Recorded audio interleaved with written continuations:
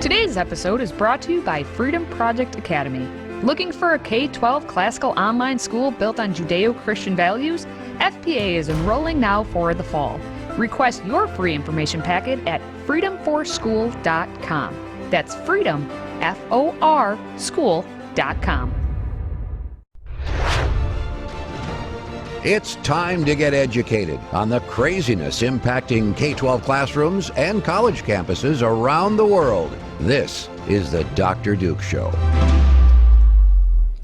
Hello everyone, I'm David Fiorazzo sitting beside Katie Petrick. Before we get started, please hit the share button. I know we say this over and over, but it's important because we've been shadow banned on Facebook and we want to educate more patriots around the country. Now, today, we start in Ohio, where Republican Governor Mike DeWine has pledged to sign a bill allowing teachers to be armed in school. What do you think about that? Well, this follows the deadly massacre in Texas, where officers waited outside for nearly an hour before entering the building.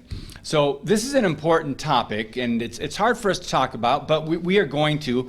Ohio's Republican governor is taking a big hit for this because people think he's an idiot. But I would say, well, what solutions or proposals do you suggest? Those who are criticizing this, because it's a multifaceted problem. Katie, I know you have some thoughts, so just share them off the top. Well, the important thing I think to look at for this specific story is what happened in Uvalde, Texas, what happens at every school shooting. Immediately afterward is gun control, gun reform. What are we going to do? Ban guns. This is always extremes. Yeah. We're going to do this. Here's an instance where we have a governor and the state legislature in Ohio. Ohio isn't blue California, and it's not a red, pick a southern state, like what Texas used to be red. It's not any of those extremes. Ohio, Midwest values, center of the road, leaning more Republican, if you would now. But they're just looking for what's something we can do, common sense. Now. And they're putting forth common sense proposals, not at the national level, at the state level. And that's the important thing to remember here is Governor Mike DeWine not only said it would be at the state level, it'll be at the individual school district level. That's a good point. That school districts can decide, should we have our teachers armed? Take a look. The bill passed in both the Senate and the House, and it now heads to the governor, who says he plans to sign it into law. Relying on a call to 911 and wait on outside help simply costs lives. Joe Eaton with Buckeye Firearms, who has been a big proponent of the bill, says he believes it will help save lives. And the way it makes schools safer is when violence starts in a school, the only way that you save lives is first, you stop the killing as soon as possible. And then second, you stop the dying as soon as possible by having the medical tools and training in there. But there have been some recent changes to the bill. On top of handgun training, staff would also have to undergo training on how to stop an active shooter, de-escalation techniques, and first aid care. Now, House Bill 99 sets up a new School Safety and Crisis Center under the Department of Public Safety. That center will be broken up into 16 regions, as the schools are, and will provide schools the opportunity for training and consulting on safety measures throughout their school. So what they're saying here is that each individual school district will allow whether or not their teachers go to get certified, and they're going to be trained specifically for what is needed for in the actual instance that there would be a school shooter on campus. And I guess my argument for allowing each school district to decide, not making a national federal policy, it's not even, it's a state policy, but in this instance, it really comes down to, guess what, your own very small community, your school district saying yes or no. And knowing that teachers may be armed, it's not saying they have to be armed, because that's the argument is, oh, you're going to arm every teacher. I don't want to be a teacher who's armed. That they may be armed is enough deterrent that we're not going to have these school shootings anymore. And Governor Mike DeWine spoke about it himself. My concern has always been that if there's a teacher in the classroom, that the school makes the decision, and ultimately this is the school's decision, not mine, but if the school makes the decision they want to arm a teacher, it's important that that teacher have sufficient background and that training be specifically to what happens inside a school building. So one of the things I asked for was scenario-based training, which simply means that there is training by that teacher that is similar to the training that police officers get in a how do you respond quickly to a very difficult situation. So that sounds like common sense to me. And again, it's left up to the individual school district. But we have an education secretary out there, Miguel Cardona, who isn't smart enough to understand any of this common sense. And so instead of actually thinking about it, he just decides to blab on for The View. In Ohio, the governor is preparing to sign a bill that would lower the training requirements for a teacher to carry a gun in the classroom from 700 hours to 24 hours. In your view, do you support teachers carrying guns in the classroom? Those are some of the stupidest proposals I've heard in all my time as an educator. So that's my answer to that. Listen, we need to make sure we're doing sensible legislation, making sure our schoolhouses are safe as much as possible. But to say that we're going to arm teachers to protect students, what happens when a teacher goes out on maternity leave? Are we going to give the substitute of the day a gun?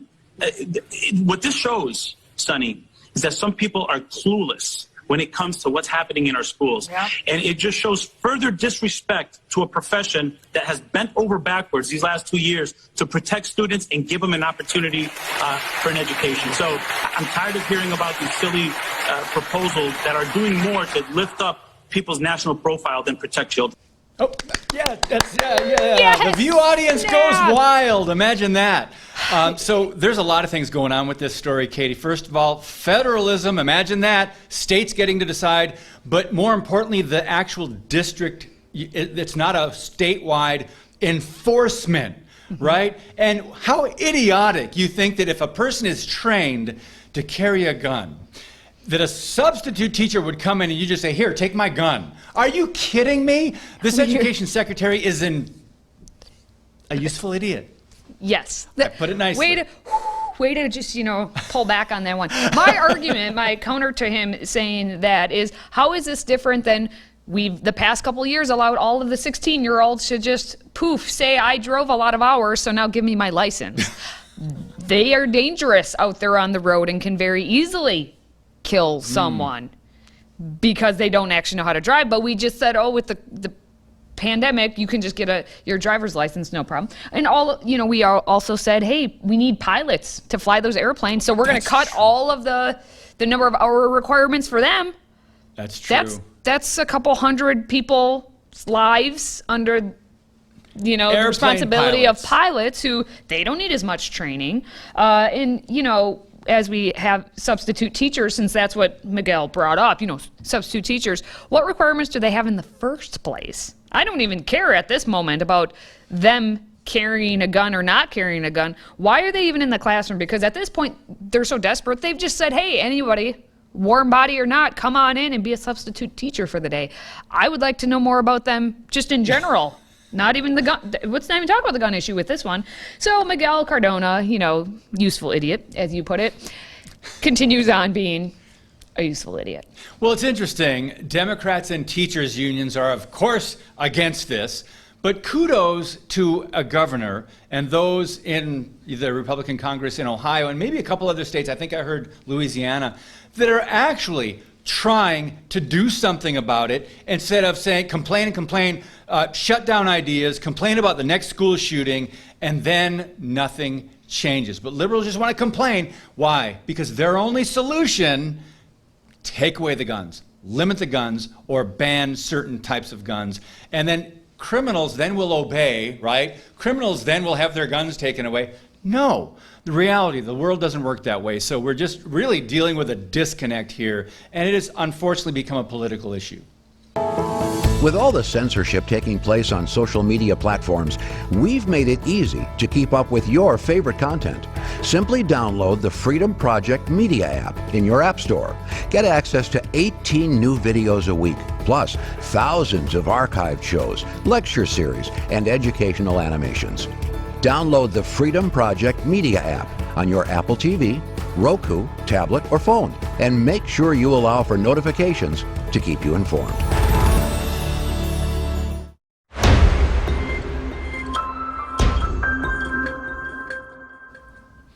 Mother's intuition is a real thing for any of you non-mothers. And this time it's actually a great thing, because this next story we have out of Roswell, Georgia, is where a mom named Gloria Bargy just got a feeling last week to pick up her phone and check on her son's preschool classroom, and she's pretty darn glad she did. Take a look. And I just told my husband, I said, I've got a weird feeling I've got to check on our son. The minute I picked it up, the lead teacher was assaulting the first victim. It was thought out. It was malicious. Gloria Bargy and Brad Duncan immediately raced to their son's preschool, Parker Chase Preschool in Roswell, and demanded to see the entire video of what they'd just seen live. And they saw one teacher leaning into the faces of two preschoolers. A second teacher walks up from behind and steps on one child's hand. Moments later, she kicks another child in the back with her knee. And the first teacher, apparently yelling at the children, gets up, then taps one of them on the forehead and walks away. Roswell police arrested the two teachers, Zaina Alistwani and Soriana Boraseno, and charged them with cruelty to children in the first degree. Now investigators are reviewing hours of classroom video to see if those teachers or any other teachers might have assaulted additional students. Now, as a mom of two toddlers, Oh my goodness, who has them in daycare, if I even get a whiff of anything like that happening, it's not going to end well for those daycare providers, because I actually know how to use a right hook pretty well. And I'm not afraid to use it when it comes to my kids. And I am so glad that we have a mother, Gloria Bargy, again, shout out to getting that intuition, knowing something just didn't feel right and doing something about it. And I'm glad the news is getting in on this and that something is actually happening, because these people should not be looking after your children. You need to do research into who is looking after your kids. Wow. If you can't be looking after them by yourself for a period of time. So especially with daycares and at schools. I mean, these people, you're entrusting them to watch your children when you can't be there. And if things like this more and more are coming about, it makes you wonder, just shut it all down and take care of the kids on your own, I guess. Because if you see more of these stories, it's just, it's heartbreaking. It's going to get worse. It's disturbing to watch, and you're kind of going, okay, what are they doing? I know they got it kind of blurred out because they don't want to show the kids' faces for legal reasons, right? But I'm just thinking about when the parents went to the school, or it was preschool, right? Or the daycare. Mm-hmm. When the parents went back to the daycare and watched the whole video, whoever that school representative or the daycare representative was watching with them, they were shocked, right? And you know, some of this goes back to screening the right people. And so there's so many things involved here, but my goodness, I would, if that was my son or daughter, whew. And what's happened after this happened, I mean, the parents said, you know, this is what's happening. I just saw it. And the school administrators, the fact that they didn't seem to believe it initially, the father, Brant Duncan, actually said it almost came across as defensive, not believing that it really happened. They had no policies in place. There was no if this happens and these are the procedures we go by, to the point that I had to demand that the teachers be removed from the classroom, even though they had just seen it on the camera, just right then. And the administrator's like, I don't see anything. And what? They shouldn't be removed. I mean, we got like 8 other kids. What are we going to do with those 8 kids if these teachers get removed? And Brant also said, and we would not leave until they were removed. The director looked at me and even questioned, so you want me to remove them? And I said, you better believe it, remove them now. And that's exactly what needs to happen if anything, God forbid, this happens at another daycare somewhere or at a school. You know, we're talking lately about cameras in schools. Should there be cameras in schools to catch things like this? Because apparently administrators don't believe it. It's like Ripley's Believe It or Not. It's like you have to have video proof, and even then they're like, well, I don't know. What do you want me to do about it? So there's a good debate. Yep. Should there be cameras in schools? argue. Now, Duncan and Bargy also, as we learned, called the police, and detectives did watch the video. They later arrested Zina Alastwani, who's 40 years old, and Soriana Bursino, who's 19, for cruelty to children in the first degree. And the Fulton County jail records show that Alastwani was released, and presumably, they say, after posting a $75,000 bond, but that Bursino, the 19-year-old, had remained behind bars. Now, I guess Bursino was not given bond due to her asylum and immigration status. What does that mean? It means she's not she's not a full citizen here. Now, the preschool's parent company did tell the news station, the local news, that the teachers in question were fired. Good to know that. And that the teachers carried out inappropriate disciplinary actions. Some would just say it was abuse, but inappropriate disciplinary actions is the PC way to put it, I guess. Yes. Now, the official statement was that while we are extremely grateful that the children are well, we take this matter seriously and our investigation is ongoing. We expect our staff to adhere to the highest standards of care, and any failure to do so will not be tolerated. Good to know. Today's show is sponsored by our friends at MyPillow. Save up to 66% on all items at MyPillow.com when you use the code Dr. Duke. That's DRDUKE. Support this show by supporting a great American company.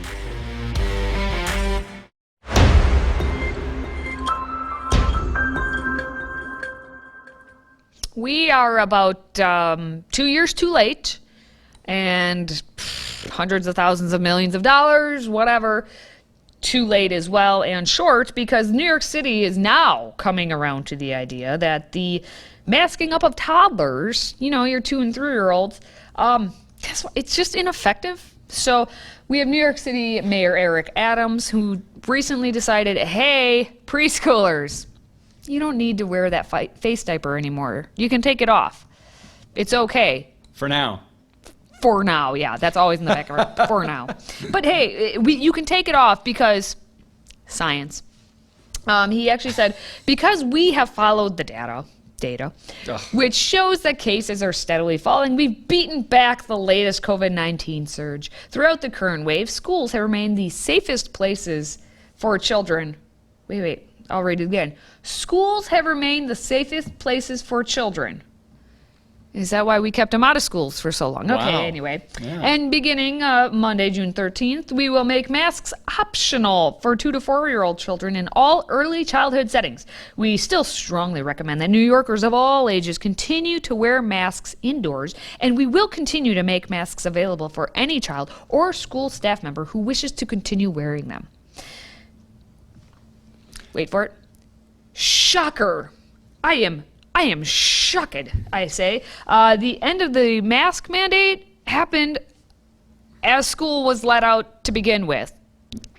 So Wait it's a minute. kind of like, yeah. That doesn't make sense. Oh, it So makes there's no perfect school, sense. So now that we and can they don't end have to wear masks. Yeah, so in the no school, so now we can end the mandate. Now it's okay. It's not politically relevant. But don't worry, when this fall comes up, we're gonna, in the name of science, we will have them wear the masks again, your 2 to 4-year-olds. Now, New York extended originally its mask mandate for the toddlers back in March because it was still politically relevant for them. They needed it. There's primary season and everything That's going right. on. Because at the time there, in March, city officials had cited a lack of available COVID vaccine for the kids under the age of 5.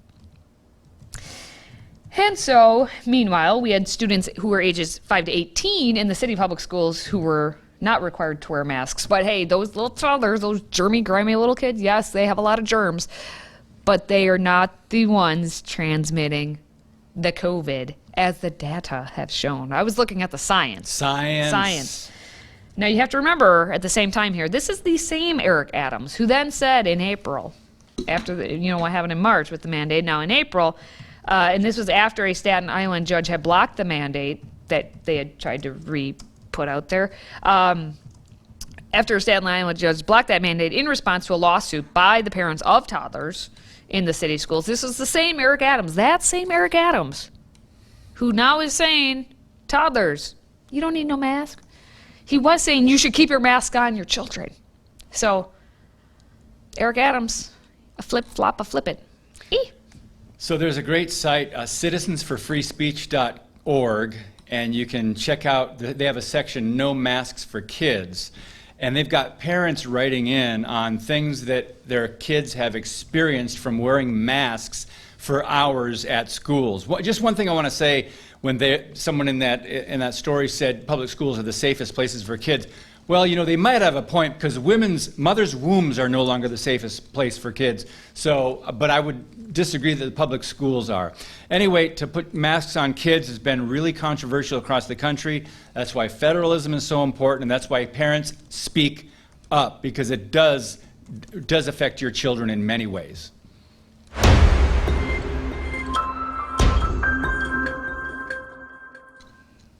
All right, well, education content is the primary focus of the show. Before we go, let's leave you with some other stories worthy of a comment or two. And let's start with Boston University, a professor and race baiter, Ibram X. Kendi, as the controversial figure who basically claims all white people are racist, says he had a big problem when he found out his daughter liked playing with, get this, a blue-eyed white doll at daycare. Uh-oh, the irony. In an article written for The Atlantic, Kendi droned on about the history of racist toys in America. He also said he was frustrated that he did not personally go through all the toys at the daycare to make sure there were ones designed for black children.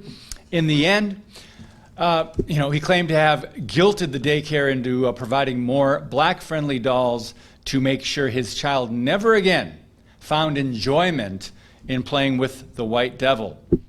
Lord help us. Speaking of things that make no sense, a 24-year-old sociology graduate in India has just tied the knot with herself in what is being dubbed the country's first sologamy. So maybe she's the first solog, but sologamy. All right, Kashama Bindu married herself this past weekend in front of family and friends. The digital creator says that the marriage is a deep act of self-acceptance and dedication to a life of self-love. Bindu, who identifies as bisexual, says she had the approval of her parents for the groomless ceremony. Sadly, several lawyers have pointed out that sologamy is not actually real and will not be recognized as real marriage. Wah, wah, wah. Either way, she now plans on taking herself on a 2-week honeymoon. Katie, self, marrying yourself. I just want to know what happens when you get in a fight. Like, do you just punch yourself or something? Are you going to yell into a mirror on the wall, who's the craziest of them all? It's me. Finally, whether you're marrying yourself or another person, check this out. Miller High Life wants to be part of the action. The beer company is now helping people become ordained to officiate weddings. Miller High Life has announced they're partnering with Universal Life Church, oh help us Lord, to launch the Officiants of High Life program. It's a free way for beer lovers to easily and legally become a marriage officiant for friends, family members, or even strangers. To become an officiant of High Life, people simply fill out a form online. Those ordained through the program receive a license to officiate legal weddings, tips for conducting a wedding, and a beer lover ceremony script, including phrases like dearly beer loved and something special brewing. Oh my goodness. To top off the big day, Miller also features a lovely collection of beer-themed ties and other High Life wedding gifts on their website. Is this desperation when it comes to promotion? What are they doing, Katie? It's desperation on so many accounts. Will there be a kegger, though, along with it? Just a keg stand at the wedding ceremony? Just go for it. I don't drink Miller High Life. I don't drink at all, but I'm guessing it's probably to offset how crappy and watered down that beer probably is. Plus, in heaven there is no beer. So that's why we drink it here. Yeah, that's right. So that wraps up this segment. More to come next time. All right, that is going to do it for this show for all of us here at Freedom Project. Stay educated, my friends.